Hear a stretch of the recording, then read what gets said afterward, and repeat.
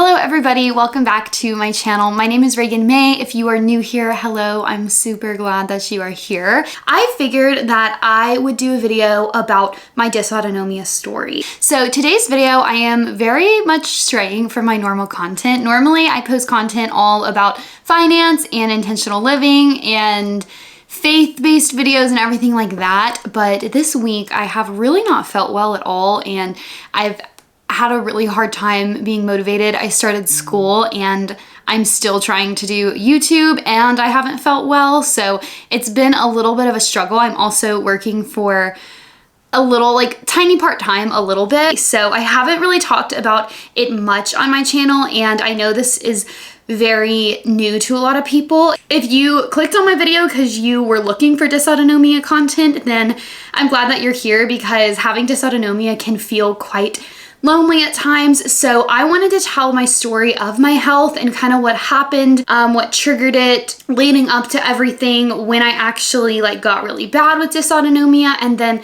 all the way up into my diagnosis, and just kind of tell my story and what it's been like for me, how it's changed my life, and really just talk to you guys, because that's all I have this week to give. So that's what I'm gonna do. So like I said, this is a far deviation from my content normally, but I just wanted to be honest about my health issues and tell my story, because dysautonomia is something that is way more prevalent than people realize, and no one knows what that means. No one knows what POTS is, and it's very hard to get a diagnosis, and so therefore people tend to feel very alone in it, and they feel like they're crazy because it has all these random symptoms. Doctors say that you're lying. Doctors say that you want attention, nothing shows up on tests, and it's a very lonely pursuit. And so I wanted to put this out here because of that and just tell my story, if that makes sense. So if you have this, then this video will be great for you. If you don't, I still recommend watching it, because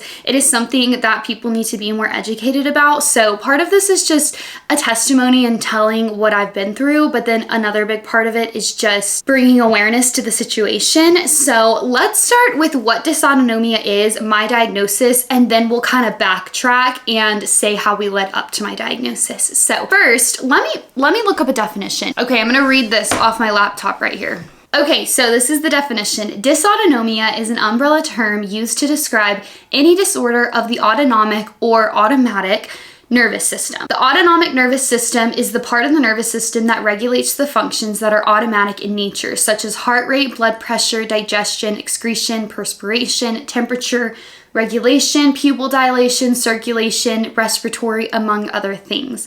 The autonomic nervous system is responsible for maintaining homeostasis or equilibrium in the body. When there is a dysfunction or a failure of this system, the result is a disorder classified as a type of dysautonomia. These disorders can be mild to debilitating, usually involve abnormal symptoms of many organ systems, including cardiac, gastrointestinal, neurological, pulmonary, and others as well. I'm not going to talk in scientific terms this whole time, but I wanted to read you. This is the definition off of the Dysautonomia Project website. So I just wanted to read you that definition because it's hard to explain. Basically, every single person with dysautonomia is different and they have different symptoms. The degree of their symptoms is very, very different. Some people are highly debilitated. They have feeding tubes, they can't get up, they can't walk, they pass out daily, and some people deal more with fainting and passing out, some people deal more with pain. So every single case is different, but that's just kind of what the overview is. Now, my diagnosis, like I said, I have POTS, which is a type of dysautonomia, and my doctor described it as my body is basically in fight or flight when it doesn't need to be. So basically my body is staying in fight or flight, and it's staying in this ramped up kind of state, and it's not in homeostasis, and so that's what is causing all of my issues. Another way people explain it is it's like a glitch in your system. So my body reacts to normal stimuli like light and sound, crowds, stress, everything like that. It responds to normal everyday stimuli in fight or flight when it shouldn't. So a lot of people will say oh, you just need to manage your stress, and the way that I see it is no, like my body doesn't know how to handle normal things and thinks it's stress. It has nothing to do with psychological stress for every single situation. And that is something that is so talked about and such an issue in the world of dysautonomia. Let me let you know my full diagnosis, and then we'll go into the very beginning. We'll go into my symptoms and everything else. So my full diagnosis is POTS, the type of dysautonomia, which is postural orthostatic tachycardia syndrome, which basically there's different types of POTS as well, but technically what made my diagnosis was all of my symptoms, as well as a test that when I was sitting down and my heart rate and my blood pressure were taken, and then I stood up and my heart rate and my blood pressure were taken, my heart rate jumped up 20 beats. And so that's how I was technically diagnosed with POTS. And I also have a hypermobility in my neck, which is causing my C2 which is a vertebrae. It's your second vertebrae, I believe. It's causing that vertebrae to bump into my spinal canal and into my nerves. It's pulling on my nerves, and that is what is causing all of my pain. So let me explain my symptoms and my type of POTS. For me, I have seen it play out in two different ways. So when I started having issues, I didn't know if it was POTS or not, because I have a sister who have POTS and she passed out a lot and like all the time. And I don't necessarily just like pass out all the time. My symptoms are more pain-based. So I have a lot of migraines, a lot of pain just like in my body. I get very fatigued. I started having pseudo seizures, and I have seizure type activity more than just passing out, and my headaches are huge. I also have all the random symptoms, like my digestive system doesn't work very well. I get really overheated. I don't sweat right. I had exercise-induced asthma. There's so many random things. My blood pools in my legs ache, my feet turn like purple, my hands turn purple. So there's so many random symptoms that I have that I'm not gonna go through all of them, but my main ones are migraines. Those are huge. I have such bad migraines, like all of that kind of stuff. I have spine pain that runs down my spine, which I could never figure out how that fit into POTS. And I also have pseudo seizures. So those are my main things. The headaches have been the hardest part. They were debilitating. They are debilitating.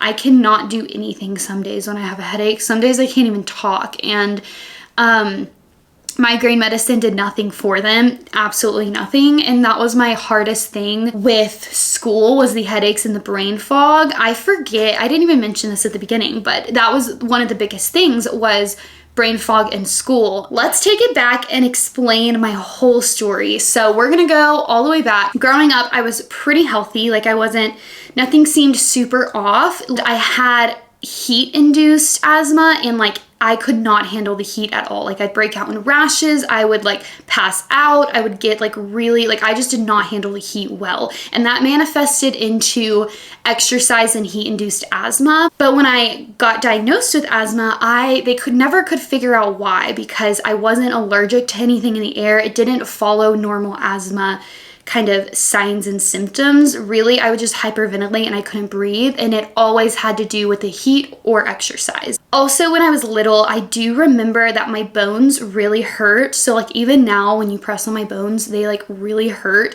And I remember growing up, like I just thought that was a normal thing. I didn't realize it was different. And also my legs would cramp really, really, really bad. And I remember I'd wake up in the middle of the night. I was like in second grade, and I would get cold water bottles and like put them on my legs to try to get them to calm down. And of course, everyone just thought that they were growing pains, which they very well could have been, but I have the same cramps now, so I'm guessing it is related in some way. So growing up, I didn't really notice a lot. It wasn't until I got into junior high when I started doing athletics. I played basketball my whole life from second grade on, and I was very active, very busy. When I got into middle school, I started noticing a couple things, but we didn't even know what POTS was at the time, and I didn't ever think that I was unhealthy. I just thought I had bad asthma. So I started noticing that my heart rate was getting really fast in athletics, and I never could get in shape. I never felt in shape. And like I tried to run cross country and I would just like, I never could breathe. I never got in shape in basketball, and like all of that was going on. So I started going to a heart doctor on and off. And most of the time what they would say is you have sinus tachycardia, but everything looks normal. And that's basically all they would say. So my pulse and my heartbeat was one of the first signs that I had dysautonomia from a pretty early age. So then, you know, I just keep going. I just think it's asthma, and I get into high school and I start getting injured a lot. And I have no idea if this is related in any way, shape, or form, but over the span of my high school, I injured my foot 4 times. I had stress reactions, and I think I broke my toe. I ran into my dad one time. I was like running. I think I was in 8th grade. I was running in a hotel room and I like ran into him and kicked him on accident and broke my toe. Then I sprained my meniscus. I sprained an ankle. I got a concussion. I shattered, dislocated, and tore all the ligaments in my finger. I broke my wrist, and there's just all of these injuries. Like every single year I was injured. My foot was always so like my feet always hurt really bad. And we just all said that I had flat feet, which I think I did, but my feet were so messed up, and I was just like always just kind of like athletics just never like, I was just always injured or something. So all of that started happening. And then when I was a sophomore, my twin sister actually got really, really sick, and no one could figure out why. She started passing out every single day, losing all her energy. I don't even remember all of it super well, and I'm not going to tell her full story here today, but years later, it took years, she was finally diagnosed with POTS. And I still really didn't know what it was, but I was like, well, I guess I didn't get it. And I could see that I had some form, like after she got diagnosed, the heartbeat and everything like that started making more sense, the heat-induced asthma, but I was like, okay, like I guess like I just got a way more mild version of it, and I don't really have that many issues. So I go all the way through high school like that, basically. So then I graduate high school and I go to college, and I was at the University of Texas. We were doing online school, and I remember I was so sick my first freshman semester. I would be in bed for weeks at a time, and I always thought I had COVID or the flu, or like I just never knew what was wrong. And there was a situation where I started having a pseudo seizure, and I didn't know it at the time, and I had multiple that night, and I really didn't know what it was, but it didn't happen again. So I didn't even tell anyone. I didn't really say anything. So there was like, I was bedridden for like a week, and then there was a week that I went to the doctor and I actually passed out there, and they said I was extremely dehydrated.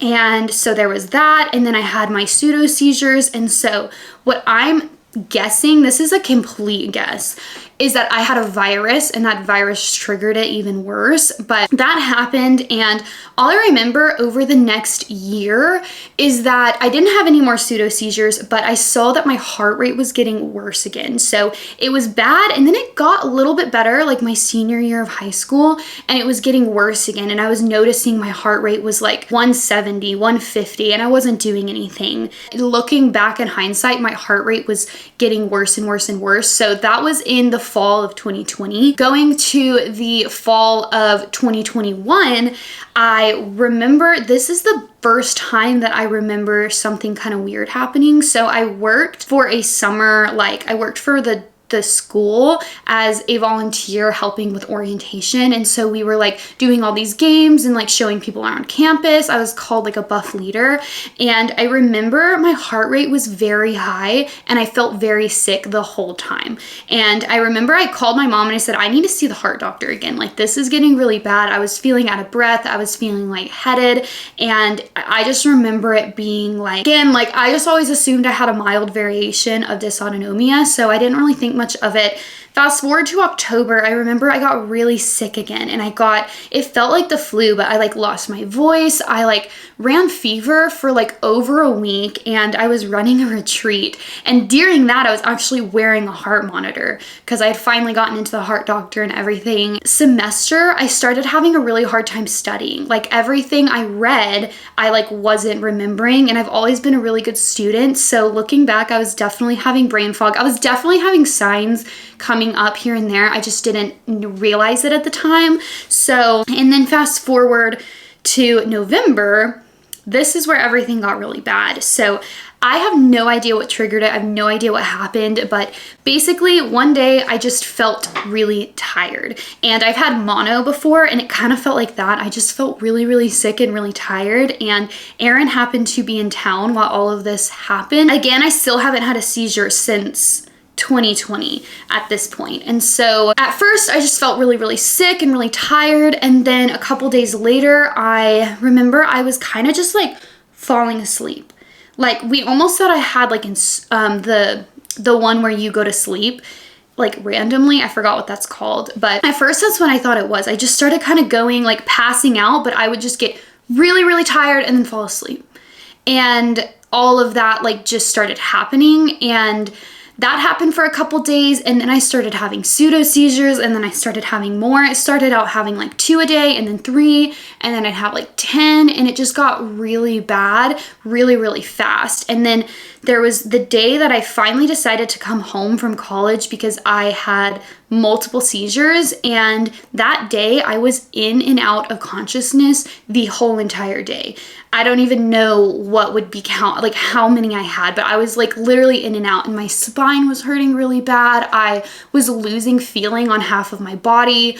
I was really weak on half of my body. I had very, very, very bad headaches, and I always have had headaches. I forgot to mention that. I've always had terrible, terrible headaches, and I remember even being a little girl and having them, but they've slowly just got worse over my time. And this was very weird to us because my sister never had pseudo seizures, and we just thought POTS was, you know, when you stand up, you pass out. Like that's mainly what we thought. Obviously we knew there was more, but at this point Ramsey was not going to a doctor that really helped her with her POTS. That night I ended up going to the hospital because my parents weren't even home. Aaron was with me, and we called them, and I couldn't talk. My head felt like it was gonna explode. My spine was just hurting really bad, and the pseudo seizures, and none of that was like screaming POTS to us because we didn't know. And so we were like, well, maybe something else is wrong. And so we went to the hospital. They like ran tests. They thought, you know, they have to make sure you're not on drugs, you're not pregnant, all of that stuff. They had to make sure I wasn't faking it and everything like that.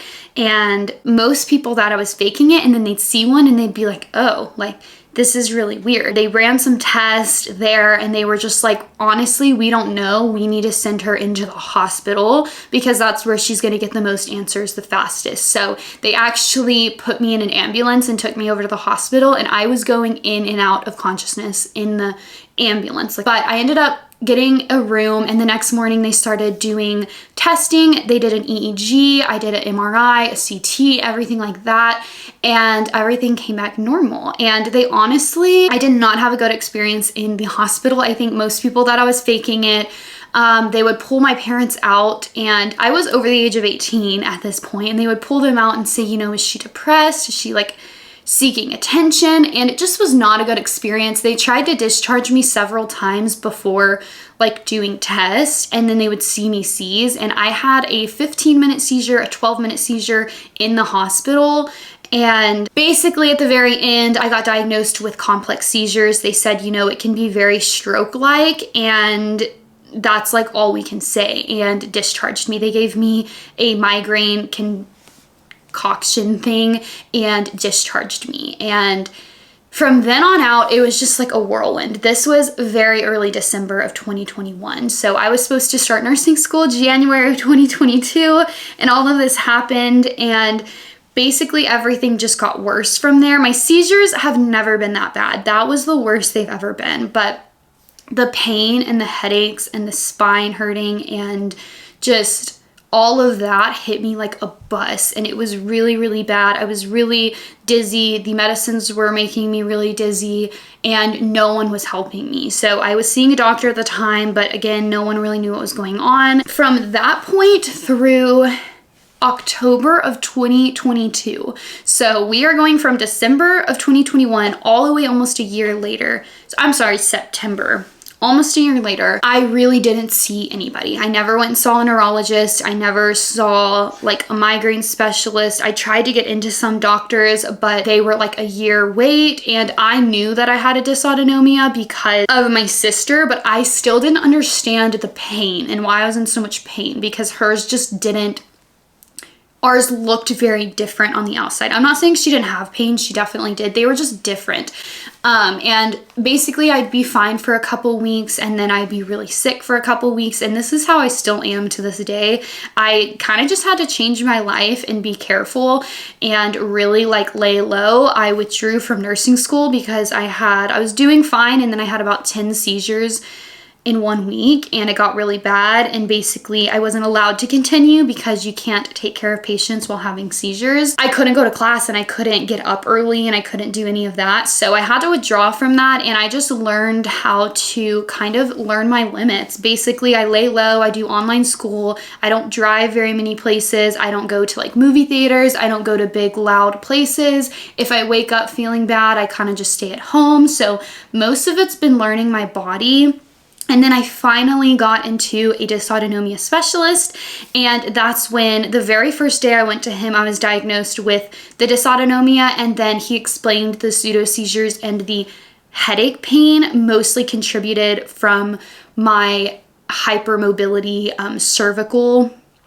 It's like a cervical instability. A lot of it makes a lot more sense now, the pain aspect of it, even though the dysautonomia is contributed to the pain as well. It's kind of both of those. So the way I cope with it is I try to be at home as most as I can. So I do online school. I cannot do a part-time job and college because I start getting really bad headaches and my body just gets too stressed. So I have to really limit my activity.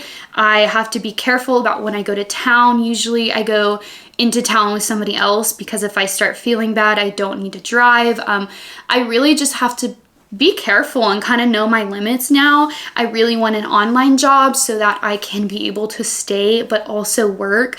I don't think I could even do a full-time in-person job right now, even though I'm so much better than I was. I was not somebody who liked to say I was stressed, but I've had to learn like maybe I don't feel stressed, but it's stressing my body out. Light, sound, people, a lot of things going on when I have a ton of school, getting up early, not getting enough sleep, like all of those things, what I eat, what I drink, all of those things affect my health. And so I had to just start being better about saying yes and saying no and kind of just accepting the change in me. Even with seeing this doctor, I've started a therapy program, but I'm not better. Today I have a headache right now. I've like changed completely as a student, completely as a person. I feel dumber now, even though that's not true, but it has affected a lot of my life, and it affects so many people. And so many people, I think on average it takes 6 years to get a diagnosis, and then people still it's still something you just have to live with. It's not curable. Some people grow out of it, some people don't. I'm lucky that I don't have it worse than I do. Some people it really affects their life a lot and they can't even go anywhere. And I wanted to share mine because if you have dysautonomia, you're not alone. And if you don't have it, then this is a little sneak peek into what it has been like and what it's like for me and kind of the symptoms that I struggle with and just more awareness on what it is. So this was a very random video, I know, but I kind of wanted to share that. That's really all I have. I didn't have like a plan for this video. I was just gonna kind of talk and chit chat and just share a little bit more about myself, my health, everything like that. If you have dysautonomia, I'm sorry and I'm praying for you, and I hope that you get a diagnosis and that you get help. And bottom line, I hope you know that you're not alone, and I know you're not making up all your symptoms. They're there, I promise you. Sometimes it feels like you just start hiding your symptoms, and even now there's some days that I feel bad and not one person in my life except my husband would know, because you learn to mask it and you learn to hide it, and you get tired of saying random symptoms like my nails are turning yellow, or my feet are purple, or my bones hurt. Like, people just stop believing you for so long that you keep it to yourself. And I just want to say, I believe you and I know what you're going through.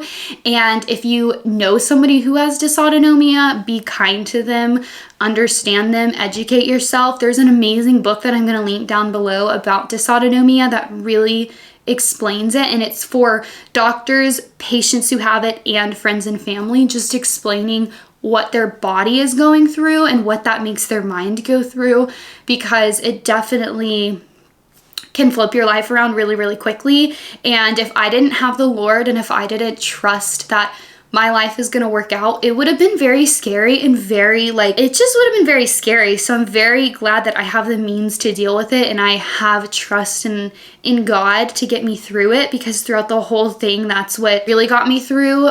And I have a great support system of people. So that is basically all I have today. I hope y'all enjoyed this video. I know it was very, very different, and it may have bored some of you, but that is my dysautonomia story a little bit, and that's just pieces here and there. It's a whole thing. It's my whole life sometimes, but that is basically it, and I hope y'all have a good day. Bye, guys.